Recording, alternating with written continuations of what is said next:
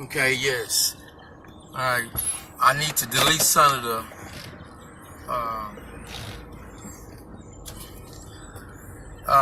in my phone memory. I'm assuming that no one has remotely entered into my phone, because I know they can do that. I've had people to do that. I've had to call and do things, and they show me how they can do that. Go into my phone. Excuse me for a minute. Let me pause this. Okay, resuming. In this case, people, Justice of the Supreme Court. So there'll be no chances. Let me pause again. Okay, I'm back. You go buying things or whatever, you shouldn't be talking on your phone or whatever when you making a transaction. So here's the thing here, Justice of the Supreme Court. There's a conspiracy going on here, and it's a cover-up. Thank you all as well, ma'am. Thank you. All right. Yes, ma'am. Thank you. Yes, ma'am. Thank you.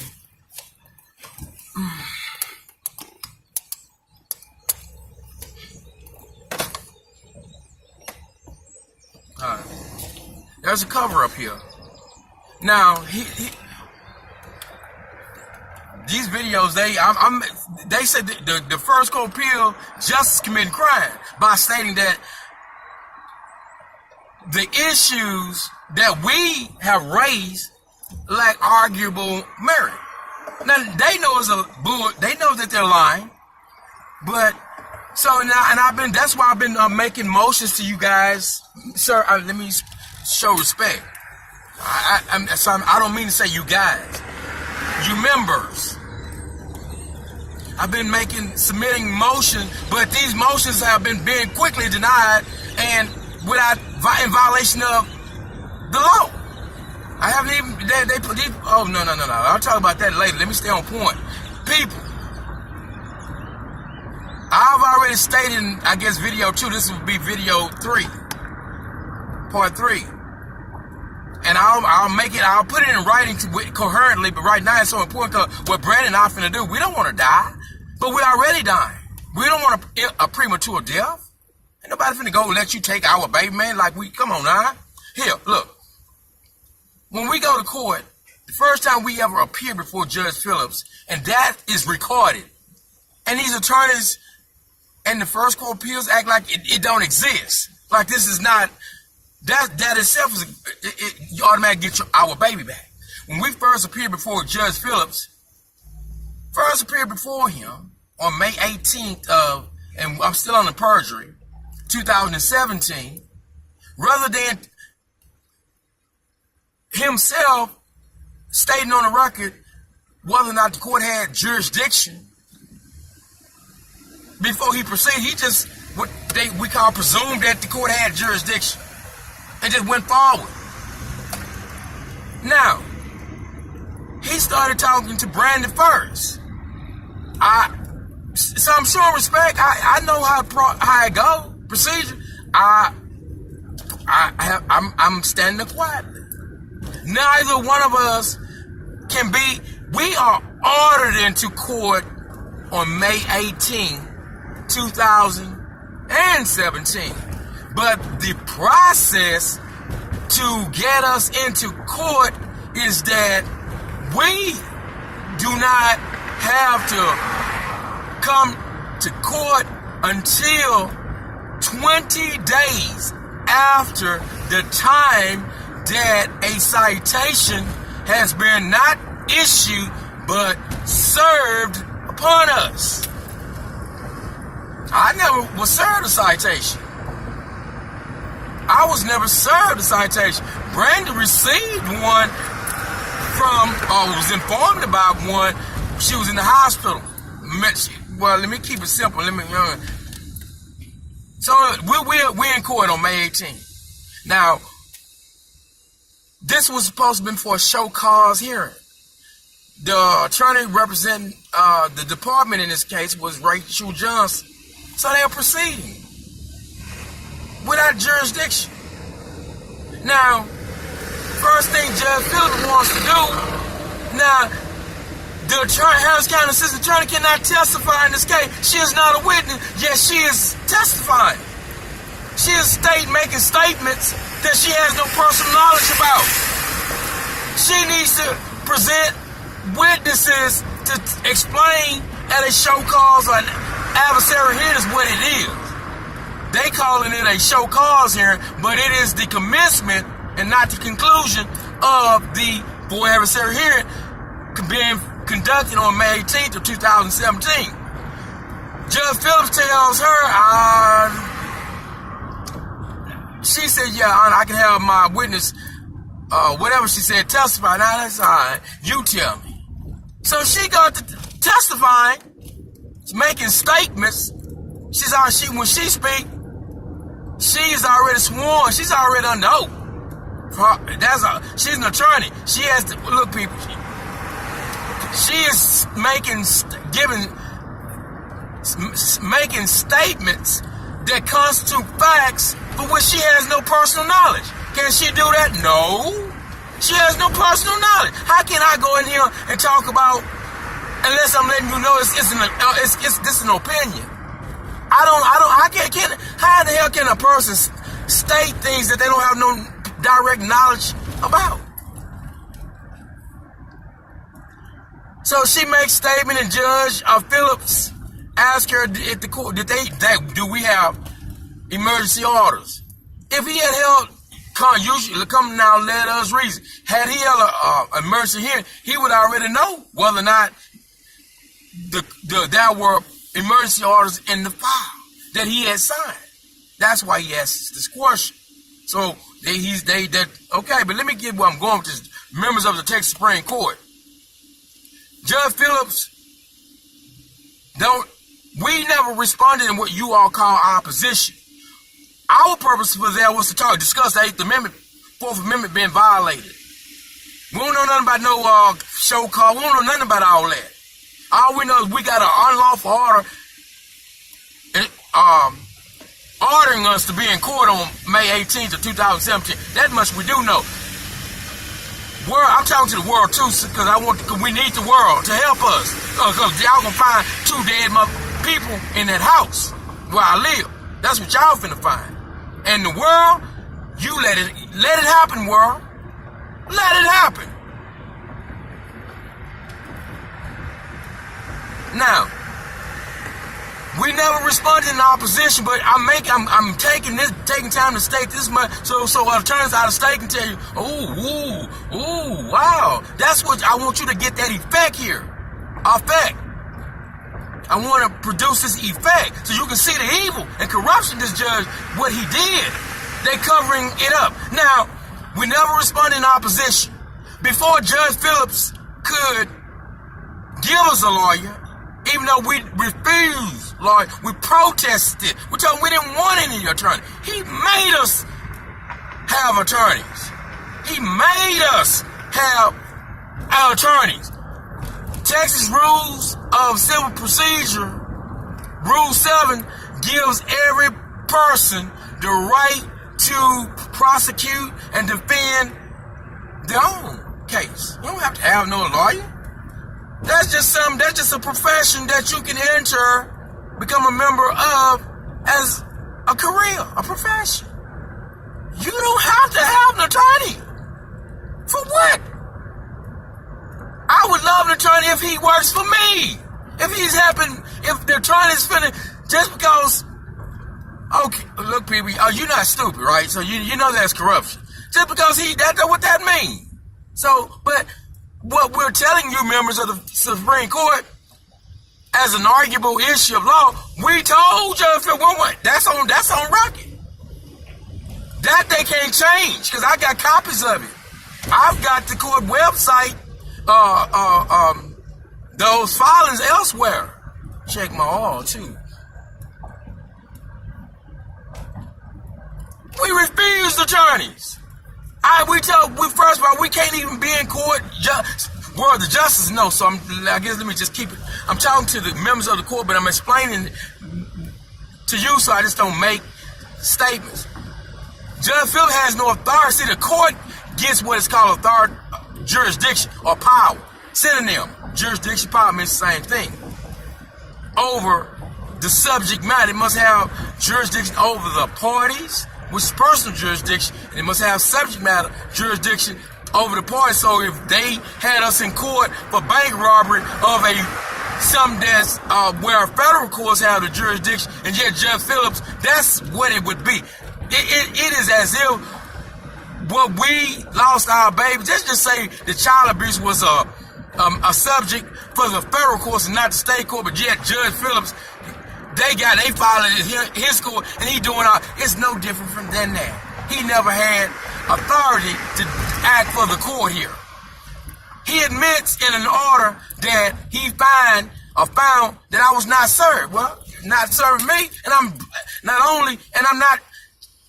I'm objecting to the court and Judge Phillips exercising authority over my person by stating on what basis. I've not been served, Judge Phillips. We have Special Agent Brian Collins, who I was on the phone with. I don't get this much out before he interrupt me.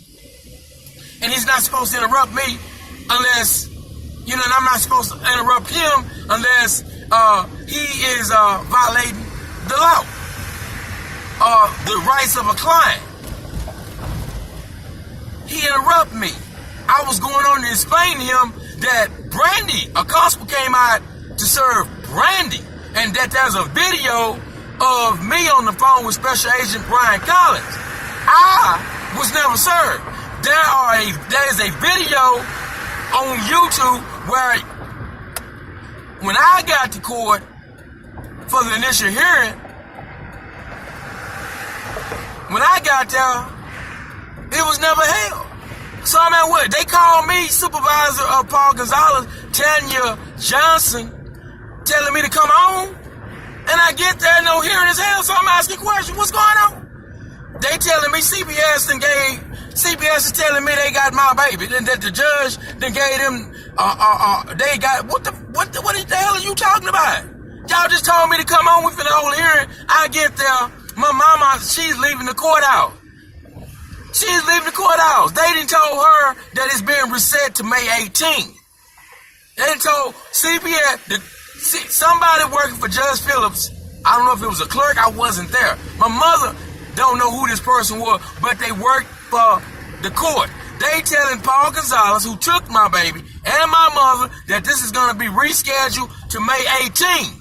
But that's what they're saying. So what CPS has done, members of the First Court, Supreme Court, has put a rubber stamp. Now, you're saying one thing in that case regarding the rubber stamp signature, and the federal judge is saying that if Judge Phillips, the judge in that case, done that, I've submitted that to the First Court of Appeal, what that federal Judge Hittner has stated, using a rubber signature.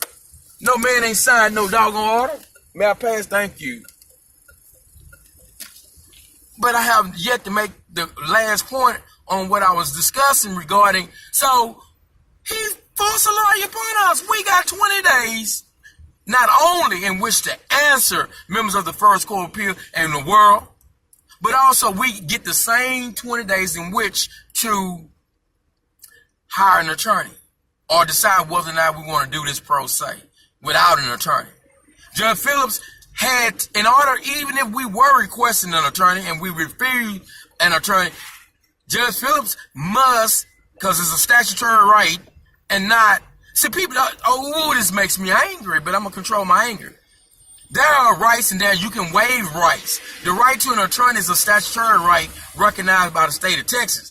The state of Texas has given people a right in child termination cases, a right to attorney. But you get to make, that's a right. You can, just like there's a right, the Constitution, God gave us a right to a trial by jury in a federal criminal trial as well as in a state criminal trial. But if you want to, the United States government and the state of Texas government give us a right protected by the federal Constitution and the state Constitution to waive, give up, abandon a known right. But the right must first be shown to have been known in order for you to waive a right. So the right that the state of Texas give us is a statutory right, which can be waived, just like a constitutional guarantee of a fundamental right which God gave can be waived. We waived the right to be represented by an attorney, by Judge Phillips. This is what here's our knowledge. Just like the Supreme Court of the United States has revisited the trend about men's rape. That's another different subject here. But here's our knowledge. We know that our child has been unlawfully taken from us. And we know that that's unlawful. Based on the papers that we have received.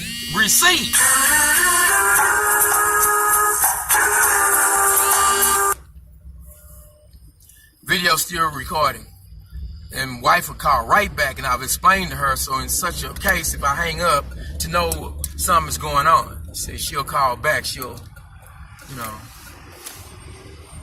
People, Judge Phillips, we have to sign what they call an affidavit of indigency. Brandy the court had no basis, and the judge had no authority. The court had no basis for giving us an attorney that we already refused, and the Anders require brief an attorney. There must be an affidavit on file. I'm saying I went all this way to say to the members of the Supreme Court of Texas that we never signed any affidavit of indigency. We never made one. He never held a hearing to determine whether or not we was indigent. We didn't want an attorney. He must do this. We don't want, look, am I crazy or what? Jesus already warned me and you people that, quote, Matthew 12, verse 25.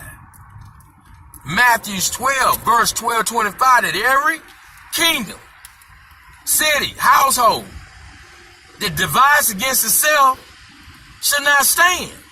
So if you know, and they call it deductive reasoning, if you know that the judge never conducted an emergency hearing, and if you already know that the judge cannot be have conducting a hearing on this day because the 20 days, even if you have been served with a citation and a petition or a complaint, that you must appear before a court, and that did not happen, then you conclude that this judge is corrupt. But to be sure, you present what you know to the judge, and based on what he does or she does, reassures or reinforces what you have concluded. So when I told Judge Phillips that I had not been served, but he had no authority to force Brandy to have an attorney. He had no authority to force me to have an attorney. He had no authority to do that. He had no basis, no authority to do that. He first must determine. Now, in other cases, you'll see with people who did want an attorney, Judge Phillips wouldn't give them an attorney. They had to go through hell to get an attorney. But in my case, our case, he gonna force upon us an attorney. That itself is a ground to appeal. They don't want the first court appeals, CPS, this to come out. They don't. Our side of the story has people. Our side of the story has not been told. We have not got a chance. They won't let us speak. That's a crime. That's a crime for the first court of appeal. That's why we're going to feel food. And even Special Agent, I think it was May 13th or 2 days before May 13th of this year, my wife and I was at the FBI, and here this man started telling my wife on the Title 18, they got the video, the FBI recording, that what I was telling her was true. And then what's your mother's phone number? So if somebody in the FBI is protecting these people, this agent didn't have the knowledge, and like I said, I don't know where he is today. The judge never held the hearing. He never signed orders. He never held the hearing. So that means CPS never had custody, was never given custody, thank you, of our child. And before you can extend something has to exist. before he can extend emergency orders, first orders must exist. You can't extend something that does not exist. He never signed no doggone orders. He did not come to court. I came. You won't let me come to court. Okay, here's recording. Tanya Johnson called me, telling me, come on. My mama's there. She can tell you I was there. I got there before everybody got there. Before they even filed a lawsuit. I was there. My mother had been there since like 9 o'clock that morning. The lawsuit against us was not filed until 1:52 p.m. My mama sitting right there in court or in the building waiting so she can get custody of our child. Before CPS could even take our child, they had to give my child to my mama. There's a video of that.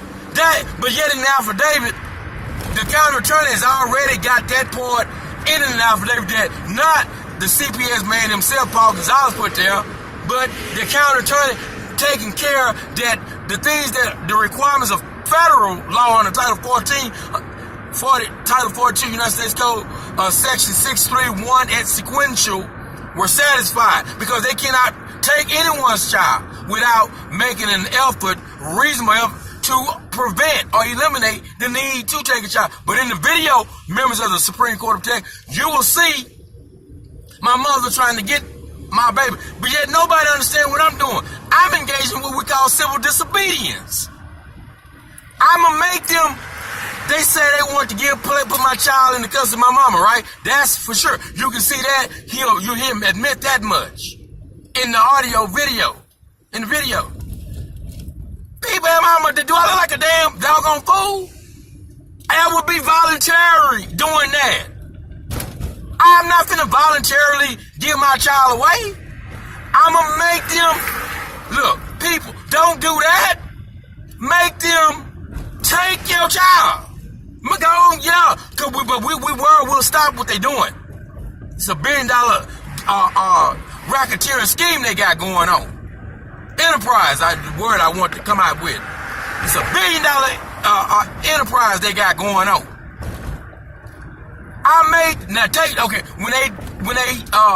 When they violated the law of the federal constitution, to willfully violate the constitution, they committed a crime on Title 18 United States Code Sections 241, 242. Now give him to my mama. We can't do that now. A minute ago, you could give him to my mama. A minute ago. But without my consent. Now that I'm making you violate the Constitution so that you can't say I voluntarily. See, they was trying to get me to voluntarily give him my child to mama. Come on, man, do I look like I'm stupid? What? They was trying to get me to be a damn fool and voluntarily give up my rights to my child. I made them arrest me, now give it. No, they won't. Not. What? But you can. Why? Now why you can't give? You could. What's the difference between me? You still. Come on, man. People, do you get what's going on here? They can take. In other words, they were saying, "What the hell is going on here?" Everybody's turning around. Okay. Before I do like they do, I'm gonna see first, investigate, put cautious lights, hazard lights on. Because what this seems to be illegal. Till I can see why people are turning around. Okay. Now, well, I won't say it's illegal, because if it's not, unless they tell you can't do it, you can do it. Okay, there's a wreck. So that now, well, y'all, unless the law says it's prohibited conduct, then you can do it. And you know what? I want to make a video. I have a hypothesis. They call it a conspiracy theorist that evidently for this, because before I got little people, from the beginning, obviously people drove like they had sense. But perhaps they start paying people in all states to start driving crazy, like these young people drive, so that they can raise up insurance rate and premium and so forth, and they just caught on like a wildfire, like things do, like in California. Because people didn't drive like they drive today, and that's why we have so many wrecks, so many fatalities, because the way people drive. People can see you with your blinker or signal light on, and they will still keep coming, will not slow down and allow you. They don't realize what we do is share the public road. Now, if you don't want to share the road, then you can do that on your own private property. You own all this land in the country or whatever, you know what I mean by country. And then you can bogart and do what you want to do. But on the public road, someone in front of you and they put their signal light on like I just did, then you slow down so I can pass you, man. We wouldn't have all these wrecks if people drove like operate a motor vehicle with. But back to what I'm talking about. They never had. Jeff Phillips committed all this crime. Memorial Hermann Hospital. Look, I already know we got 2 years to file a lawsuit against you. We can't lose this here. The governor of the state of Texas already done said in 2015 that they could not take my child. I mean, that they could not the hospital could not hold my wife. And this is how the theory goes. This is how you go, well, I don't know who, I got the mind of God. When we show, now we don't have to show no federal judge. Well, look, people. Because it ain't going that far. Child ain't finna be 10 years old before I get him back. Finna get my child back now. I know how to beat you at your own evil. People. Governor Greg Abbott vetoed the Senate Bill 359 on June. It was filed. The proclamation was issued and he vetoed the bill. All this was supposed to have been done on June 1st of 2015. He told, and I can't get it, I haven't memorized so I can quote it to you, but it goes this way. It starts off the 4th, 5th, and 14th Amendment grants law enforcement the power to detain and arrest people. It does not give private hospitals the right to detain you. You going down with a toothache. They want to commit healthcare fraud because you have a history of being a mental health patient and they assume you are gullible, naive. They want to treat my wife for an illness that she generally has but is not experiencing at this time. They are the one who asked my wife, does she have, they ask a question that they already, God asked Adam, where art thou? Over here. Over here, where? Over here. Hiding. Why are you hiding? Because I'm naked. Who told you were naked? God asking questions that he already know the answer to. They asked my wife questions. Do you hear voices? They already knew the answer to these questions in her. They got a record of it. They already know she has mental health issues. This is what they need. They can't put you, Justice, you go to the hospital. They can't they can't get away with just doing you all like that. Because one, you probably have no mental health history. My wife does. So I'm assuming because I ask her about it in more detail. Do you hear voices? Of course she hears voices. It's on file. But my wife did tell me, well, I'm so glad we have talked about it. I'm just so angry, but I know how to control my anger. But I'm up to, but see, look, people, the Supreme Court has had the Texas Department of Public and Safety, law enforcement with the agent investigator called me. Why am I calling? What am I wanting with the Supreme Court? It'll take a minute to explain I'm explaining what's going on here. So now I need to create a record for the President of the United States and people in other countries and people in other states of the United States see what's going on here. They have forced sham attorneys on. That's where I'll probably style of caption sham attorneys. We've got sham attorneys. Brandy, if you look at what they call statement of facts, Brandy and I have not been heard. That we have not. Look, people. Brandy was given a sham attorney at the trial level and on appeal, but she's never requested for it. She refused all that. They're going to force that on us to protect the crimes they committed. Does that make sense? Okay, that's what our defense would be. Our defense would have been at trial that the allegations are the byproduct of a false report of child abuse. And then we would have presented our defense based on the understanding that the judge of the court and the jury and the people in court, and for the record, that our defense is that this is a false report of child abuse. Now, if you're a representative, that's your defense. So when you explain what happened to your attorney, and you tell your attorney, that's my defense. I don't need an attorney to tell me, oh, you gotta. Some people might. Brandon, I don't need you to tell us, you got a defense, a good defense. This is a false report of child abuse, and this is the defense we will advance. I'm going to proceed with caution. Okay. Go. I'm giving you the right of way. I will continue to ease out because you just come around here. Shouldn't have done that. That was a wreck. See, that's how we have wrecks. Why would you do that? You are blinded. I don't even like to drive anymore. He was blinded. He just come around at speed. But they are suppressing, preventing us from getting, and we have to use social media to try. My strategy is just to get the world to know what's going on here and attorneys from out of state to expose this evil. How the hell can a person lose a whole baby and we looking at what happened in court and they ain't, people, of course, even if what they did was, if you don't get the dispute and deny the allegation, if your attorney, the attorney that Judge Phillips forced upon her, read the record. How the hell you gonna, okay, here's a good example. Michael Jackson was, from what y'all tell me, charged for a criminal crime in California. O.J. Simpson was charged for a criminal crime.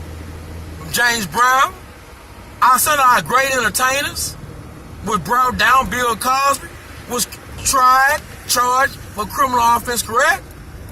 Okay.